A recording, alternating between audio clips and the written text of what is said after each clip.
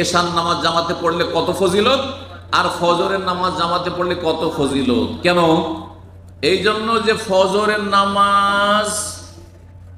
নামাজ গাফিলতির সময়ের নামাজ, বিশেষ করে শহর বাজারে, যারা শহর বাজারে বসবাস করে তাদের জন্য ফজরের নামাজ বেশি মুশকিল, ঠিক না?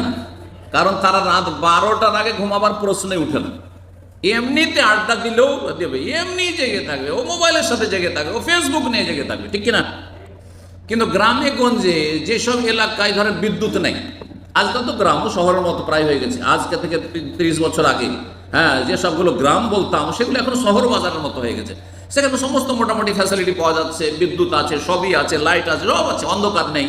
কিন্তু একসঙ্গে আমরা ছোটকালে নামাজ পড়েছি, মাগরিবের একটু অন্ধকার হলে কে যায়, সাপের ভয়, জিন শয়তানের ভয়, হ্যাঁ, ছোট আমরা জিন শয়তানের ভয় লাগে, কি জানি পিছন থেকে কি হয়েছে না হয়েছে, চোর ডাকাতের ভয়, তাই না, দুশ্মনের ভয়, হিংসুকের ভয়, কত রকমের ভয়, বিশেষ করে সাপের ভয় তো খুবই ভয় আমাদের দেশে, তাই না? কিন্তু ফজরের সময় গ্রামের লোকের যেন অত ভয় নেই। গ্রামের লোকের আগের যুগে করতো কি, সন্ধ্যাবেলা খেয়ে ঘুমিয়ে গেল, 7টা 8টা হইতে হইতে 9টা হইতে হইতে একেবারে ঘুমিয়ে গেল। কত ঘুমাবে? ভোর 3টা 4টাতে এমনিতেই ঘুম ভেঙে গেছে, তাহলে ফজরটা তাদের জন্য